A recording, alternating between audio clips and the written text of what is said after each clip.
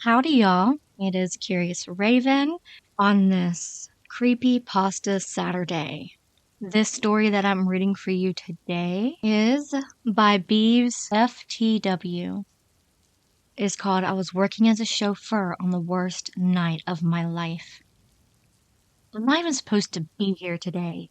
Dante Hicks' words from the movie Clerks echoed in my head all throughout the night. It was just like an ordinary day, but I was supposed to have the night off. My boss, Randy, had called me to see if I could work a single job for him. I reluctantly agreed, simply because it would be overtime. I was working at Randy's limousine rentals, and that night was the worst night of my life. The company had seen better days. Randy was flirting with bankruptcy, but he always managed to avoid it. I was just a driver, a chauffeur for those that like technical terms. The pay was decent, and he usually gave me free rein. He kept me around because any time I would drive for people, they would always leave 5-star reviews. I knew the city intimately and could get people to and from any place they desired. I was loyal to Randy because my late wife was his sister. We both had no close family, and I had grown to think of him like a brother. He was basically family, and the only family I had. The sun was beginning to hang low in the sky as I meticulously polished the limo sitting in the parking lot. It was the shortest limousine we had in stock, but I always loved the way it handled. It had a slightly longer wheelbase than a regular sedan, but there was just enough room to make the experience memorable as well as personal. When I'm driving, I like the limo to be spotless. Any spare moment I had was detailing all my rides. The purple and pink sunset reflected off the windshield as I inspected it for any spots or streaks I might have missed. As I wiped away the last noticeable one, a sedan pulled into the parking lot and came to the stop in front of the building. The car grabbed my attention, and I momentarily forgot about the windshield. I watched as the driver's door opened. A man in a two-piece suit stepped out and hurriedly made his way to the back door to open it. Another man stepped out and took a look around. He was wearing an elegant suit and a pair of glasses perched atop his nose. Under the assumption that this would be Brian Wells, my clientele for the evening, I made my way over. The driver of the sedan looked frazzled, like his life was crumbling around him, and there was nothing he could do about it. He was clearly intimidated by the man he drove over. As he continued to hold the door open for the gentleman, I approached with my arm outstretched. I introduced myself. "You must be Mr. Wells. I'm Tom, and I'll be your driver for this evening." Brian extended his hand out to meet mine, and we shook. Couldn't help but notice this man had a rather weak grip. "Why, yes, and you must be the Thomas Fields I have heard so much about. It's a pleasure to meet you. You could please take care of my bags for me. I need to make sure they make it into our ride for the night." Brian turned back to his driver and motioned to the car. "Jared, if you could help Mr. Fields. I can't forget them like I did last time. After that, you are free for the night." Brian turned back to me smiling. "I'll leave the two of you to it. I have to finish some business inside with Randy before we can leave. Make sure the bag and briefcase make it into the trunk." Brian adjusted his tie and headed inside the building. Jared leaned inside the car and pulled the trunk release. He seemed happier now to be out of the presence of Mr. Wells. With the trunk open, I reached inside for the bags. "Do you need a hand? They aren't very heavy, probably just paperwork or something. I think I can manage. So, if there's anything you can tell me about Mr. Brian, you seem a little bit put off by him." "He's just a hard-nosed businessman. He likes things the way he likes them. And if you don't agree, you better watch out. He's easy enough to navigate if you keep your head down and don't annoy him. On the bright side, if you impress him, there's a large tip in it for you. That's one of the sole perks in working for him." I chuckled softly and smiled. "I'll keep that in mind. Thanks. Well, I better get this in the trunk." You enjoy the rest of your night, Jared. No problem. And you do the same. It's been a long day, and I hear a bed calling my name. With Jared walking to the front of the sedan and climbed inside, shutting the door behind him. With the bags in hand, I shut the trunk and gently tapped it twice, indicating he was free to leave. I made my way over to the limo, fumbling in my pockets for the key fob. I pressed the button that popped the trunk and placed the bags inside. I slammed it shut. I turned back around. Jared was pulling out of the parking lot and making his way down the road. I continued watching. The brake light slowly began to grow smaller and smaller in the distance. Night had fully set at this point, and there was an unusual chill in the air. The sky was clear now, and the full moon shone bright in the night sky. The slight wind pierced right through me, making me shiver slightly. I stood there for a moment, gazing at the barren road, feeling goosebumps rise on my flesh. I made my way inside just as Brian walked out. He made his way over to the car in a hurried fashion. I opened the door for him and made sure he got in safely. After closing the door, Randy poked his head out of the building. Take care of Mr. Wells, Tom. I assured him you are the best we have. Don't prove me wrong. You got it, boss. It looks pretty dead on the roads anyway. Should be an easy night. I got into the driver's seat, now shivering more violently. My hands were almost frozen as I entered the address into the car's GPS system. The system relayed that there was hardly any traffic on the roads. Shivering, I turned on the heater. It was a cold night, colder than it should be at this time of year. Put the car in gear and slowly pulled out of the parking lot onto the 2-lane, one-way street that would take us downtown. It was a straight shot. So what brought you in this evening? I'm assuming business and not pleasure? A business party with some prospective clients. I could have taken sedan and had Jared drive me, but appearances are everything in this business, and I thought the limo would be a nice touch. All potential clients want to see you're doing well for yourself. When you stop to think about it, though, it really shouldn't matter. But I'm not above a little showing off. Well, it's like you said, appearances are everything. They just want to be reassured they're making the right decision. It's all about confidence, especially in business. If you can provide with that, it goes a long way. Brian scoffed. Confidence? Huh. When you've been in this business as long as you have, you learn there is nothing you can be truly confident about. We are at the whims of the wider market. Yes, sir. Would you like any music this evening? Brian didn't reply. There goes my tip, I thought. I decided to remain silent for the rest of the drive. Brian should be out of my car less than half an hour, and I could just mess around on my phone until I had to drive him home later. What's the worst thing that could happen? As I made my way downtown, small houses and apartment complexes transformed into larger buildings. The traffic was non-existent, which was unusual.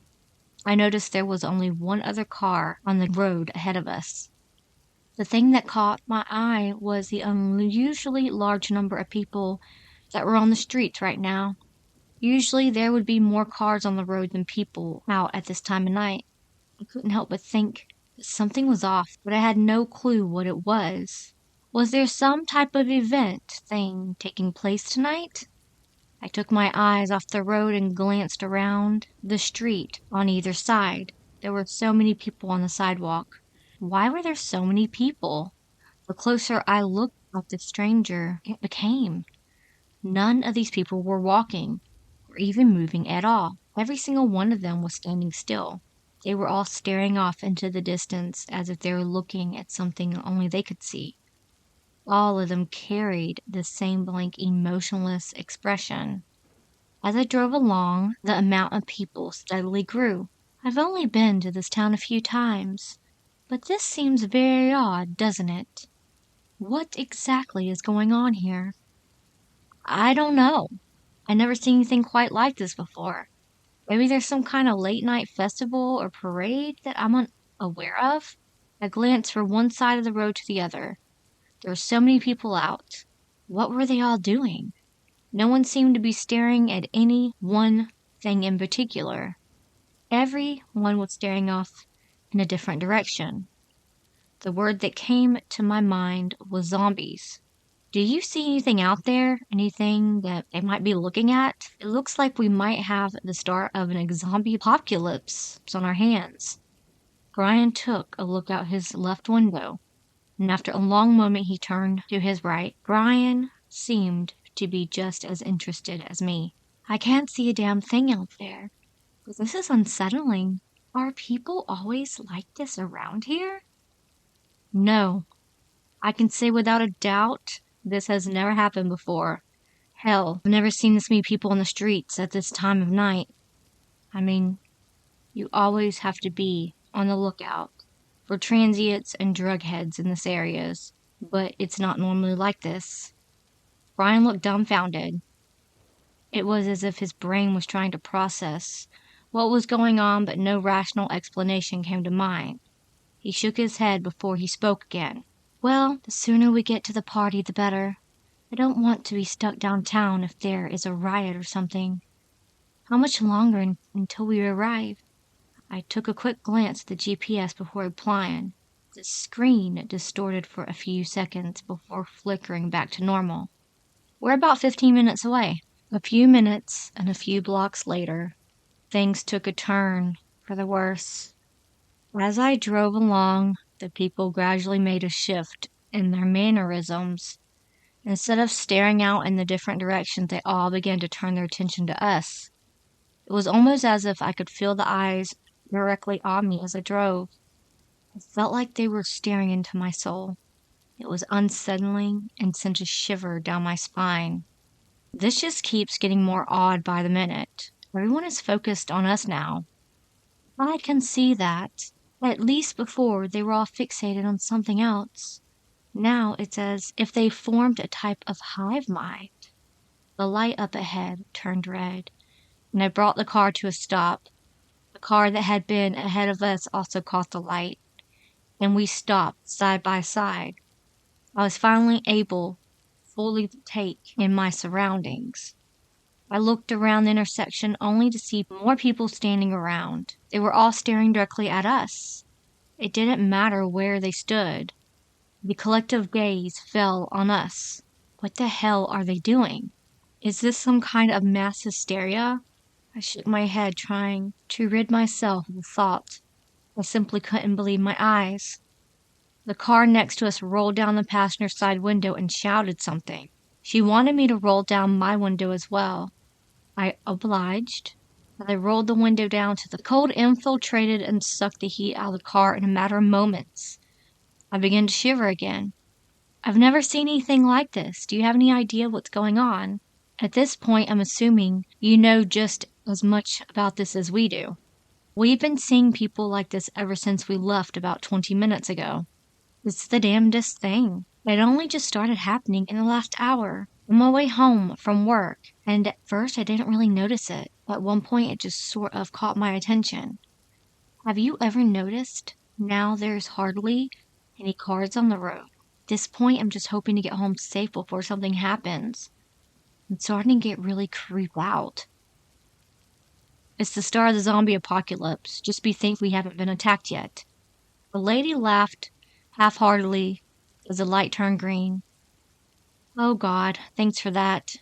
That's exactly what I need to be imagining right now. Well, you be safe out there.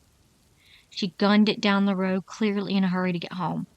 I smiled as I rolled my window back up. I shivered violently now. I cranked the heater as high as it would go and pressed on the gas. I continued down the street, but I started to be more cautious. Occasionally, I glanced around to everyone still staring at us. Geez, it's freezing out tonight.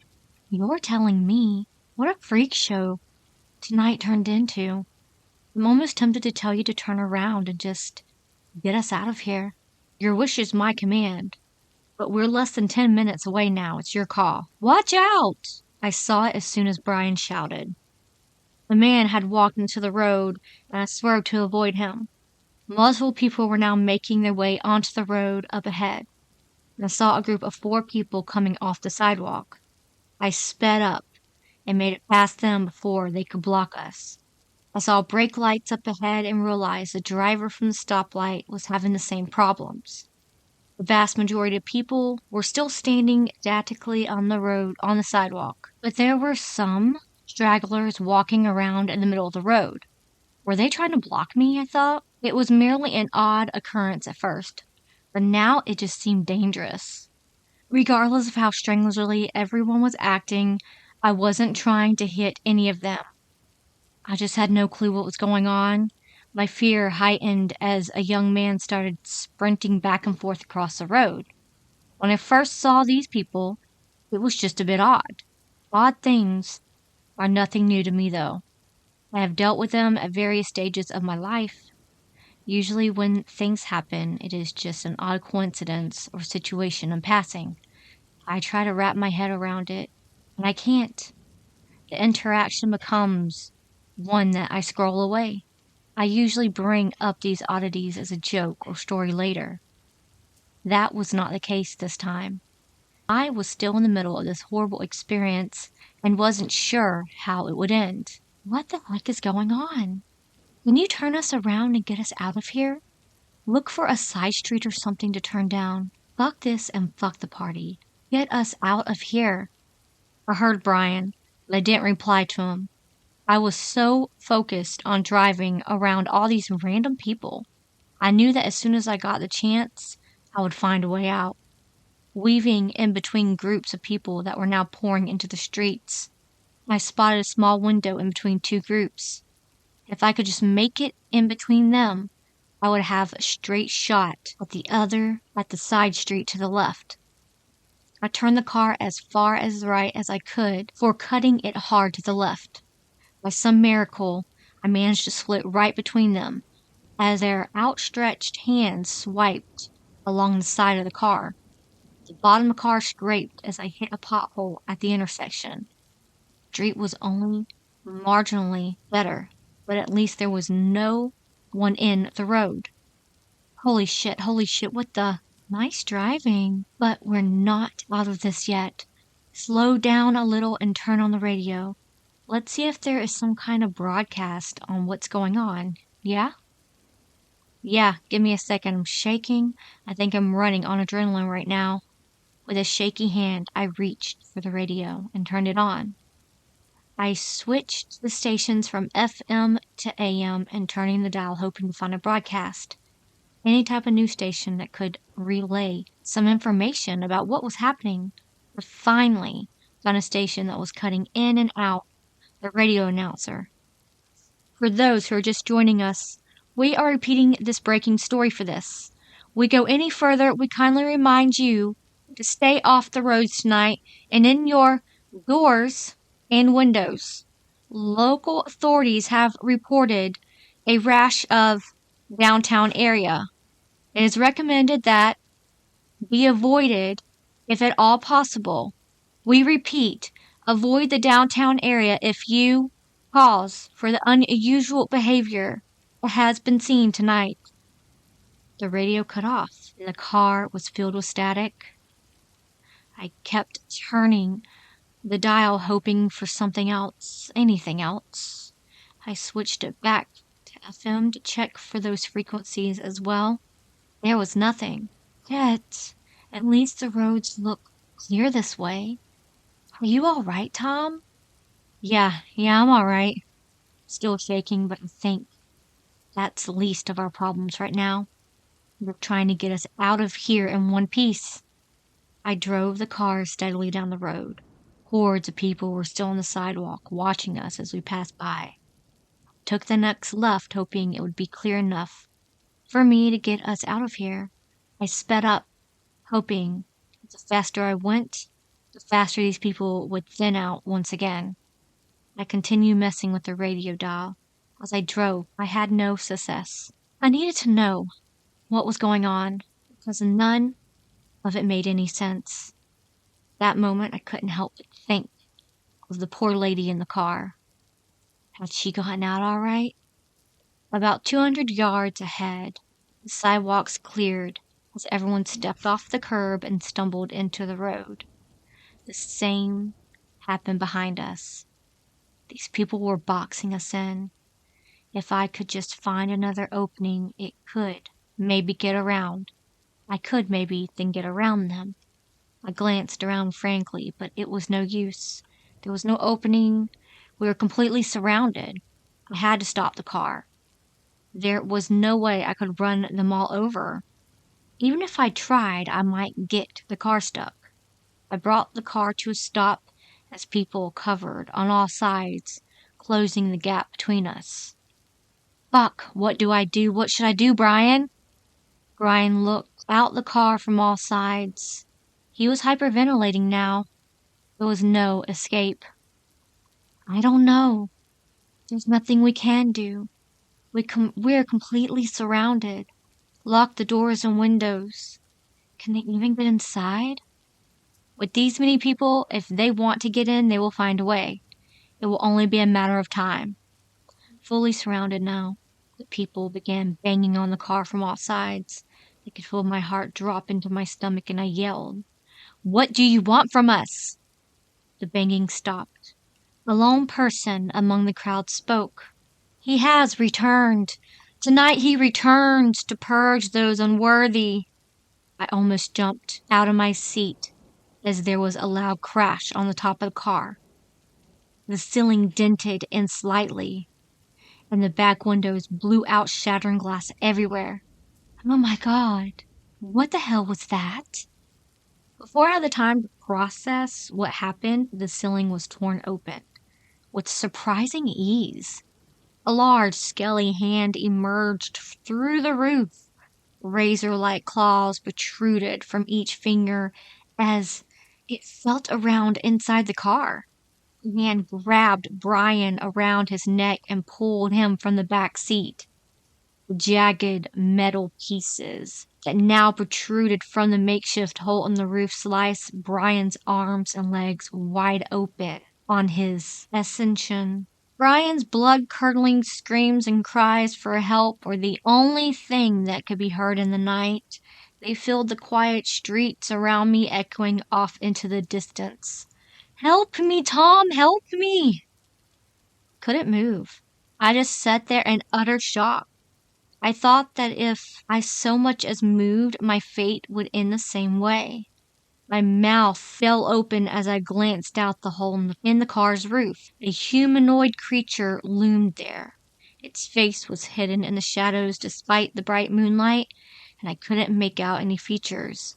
It held Brian in both hands, examining him closely as he screamed for his life. Blood dripped down Brian's legs and fell into the cab of the car. The creature was twice as tall and twice as wide as any person I had ever seen before. It had thick, transparent wings upon its back, and it seemed to shimmer mysteriously. Its scales gleamed as it continued to examine Brian. Apparently satisfied with what it had found, it leapt from the car and into the sky. Its wings flapped widely as it climbed higher and higher. Brian screamed, filled the air until eventually they could be heard no more. The creature had captivated the people that were surrounding the car. With surprising motivation, they all began to flee. Chants of him filled the air as it flew into the sky, and they all began to follow after it, looking up as they went. Within a moment, I was completely alone in the middle of the road. I wept. The emotional toll was too much for me to bear. A few minutes passed by before I put the car in gear once more. I didn't know where I was going. I just knew I had to get away. Wow, that was a creepy story. It kind of reminds me of Jeepers Creepers. You know, that like weird monster guy with the wings and he's eating people. Ugh, crazy. I hope everyone had a great Thanksgiving and y'all spent some time with family. Today I'm thinking about putting up some Christmas decorations. I'm really excited. All right, I'll see y'all this coming up week on Tuesday. But until then, remember, it's scary out there. Love y'all so much. Please like and subscribe.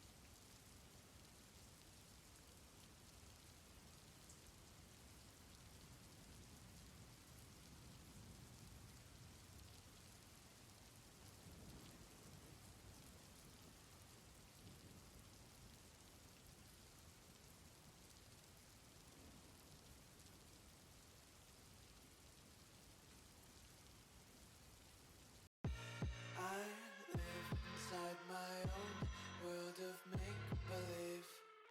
Kids screaming in the cradles, profanities. I see the world through ice covered in ink and bleach. Cross